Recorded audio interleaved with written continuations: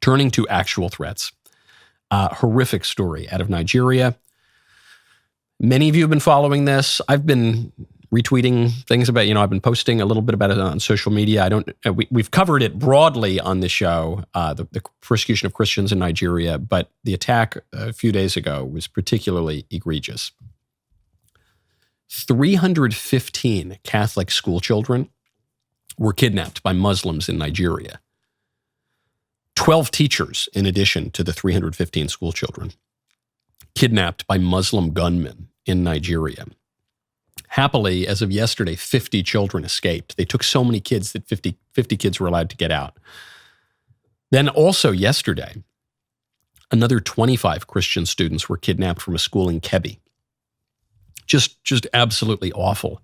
It's a reminder that we talk about the persecution of Christians in America, and specifically Catholics, actually, under Joe Biden, where Joe Biden was, even when he was vice president, was bringing lawfare against nuns, Little Sisters of the Poor, and he was spying on Catholic churches, calling us traditionalist extremists, terrorist threats, basically, because we like the Latin Mass, Mass of the Ages. But look, I guess that is a kind of a persecution. Compare that to what real persecution looks like in Nigeria. That's what we're seeing. It's a reminder that as everyone plays the victim game, and we all talk about this is the real threats here, the real threats there. The real threat's Islamophobia, we hear from this woman who wants to be the Congress lady from Nashville. The most persecuted religion in the world is Christianity. Christians are the most persecuted religious group by far. It's not even close.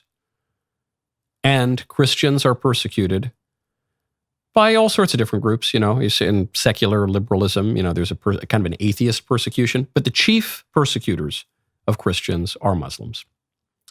And that's been true for a very long time. That's been true for about 1,400 years now, and you're seeing it in Nigeria now. So the question is, what do we do? There can be all sorts of debates. Should the United States intervene? We're the global hegemon, but we don't want to get involved in wars that don't directly affect the national interest. And we don't want to get involved in abstract ideological wars, to spread liberalism and democracy in the Middle East or something. Do we want to get involved for religious reasons? That's a little deeper and more defensible than ideological reasons. We are a Christian country, after all, and we want to support our Christian brethren. Maybe. Yeah, maybe. But there are going to be some more isolationist types who don't want to do that.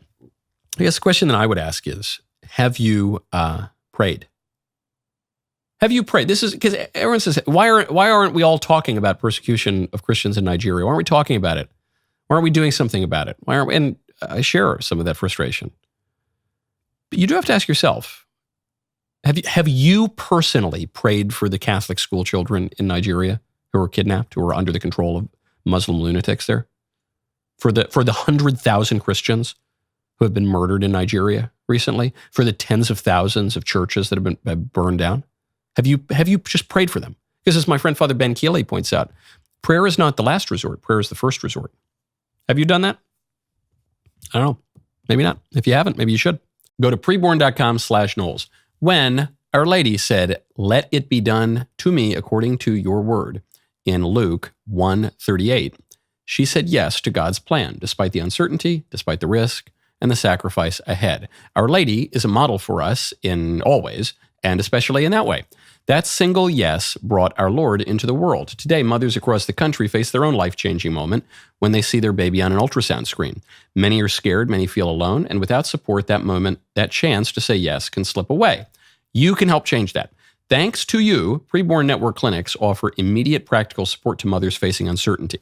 Maternity clothes, diapers, counseling, and more. They have saved over 380,000 babies. They have been born because someone like you showed up for a mother in need. Thousands more lives hang in the balance every single day. This holiday season, you can be the hope a mother needs. You can help give a baby a chance at life.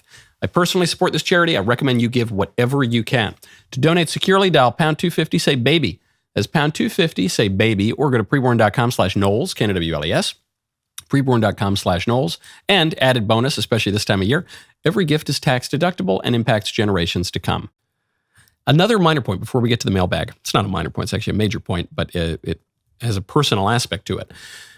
You'll recall last week I was talking about this congressional candidate, Democrat congressional candidate Jack Schlossberg. He's John Kennedy's grandson.